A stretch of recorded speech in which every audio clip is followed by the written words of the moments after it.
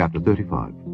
Moreover, Josiah kept a Passover unto the Lord in Jerusalem, and they killed the Passover on the 14th day of the first month. And he set the priests in their charges, and encouraged them to the service of the house of the Lord, and said unto the Levites that taught all Israel, which were holy unto the Lord, Put the holy ark in the house which Solomon the son of David king of Israel did build. It shall not be a burden upon your shoulders. Serve now the Lord your God and his people Israel, and prepare yourselves by the houses of your fathers after your courses, according to the writing of David king of Israel, and according to the writing of Solomon his son. And stand in the holy place according to the divisions of the families of the fathers of your brethren the people, and after the division of the families of the Levites. So kill the Passover, and sanctify yourselves, and prepare your brethren, that they may do according to the word of the Lord by the hand of Moses. And Josiah gave to the people of the flock, lambs, and kids, all for the Passover offerings, for all that were present, to the number of 30,000, and 3,000 bullocks. These were of the king's substance. And his princes gave willingly unto the people, to the priests, and to the Levites. Hilkiah and Zechariah and Jehiel, rulers of the house of God, gave unto the priests for the Passover offerings 2,600 small cattle, and 300 oxen. Conaniah also, and Shemaiah and Nethaneel his brethren, and Hashabiah and Jeiel and Jozabad, chief of the Levites, gave unto the Levites for Passover offerings 5,000 small cattle, and 500 oxen. So the service was prepared, and the priests stood in their place, and the Levites in their courses, according to the king's commandment. And they killed the Passover, and the priests sprinkled the blood from their hands, and the Levites flayed them. And they removed the burnt offerings, that they might give according to the divisions of the families of the people, to offer unto the Lord, as it is written in the book of Moses. And so did they with the oxen. And they roasted the Passover with fire according to the ordinance.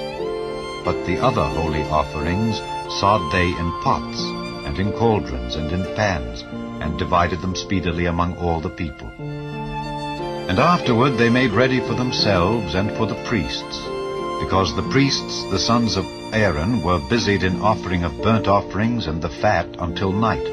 Therefore the Levites prepared for themselves and for the priests, the sons of Aaron. And the singers, the sons of Asaph, were in their place according to the commandment of David, and Asaph, and Heman, and Jeduthun the king's seer.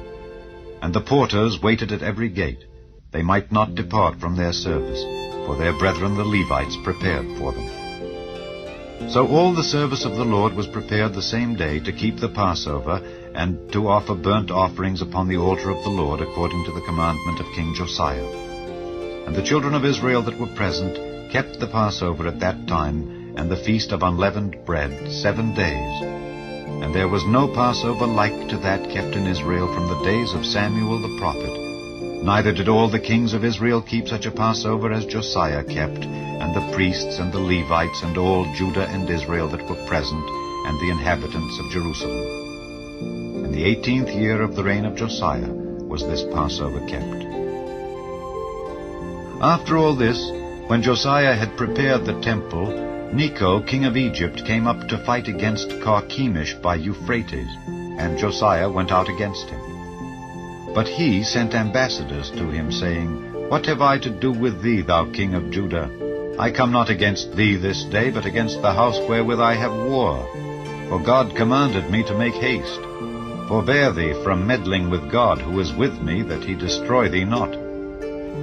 Nevertheless Josiah would not turn his face from him, but disguised himself, that he might fight with him, and hearkened not unto the words of Necho from the mouth of God, and came to fight in the valley of Megiddo. And the archers shot at King Josiah, and the king said to his servants, Have me away, for I am sore wounded.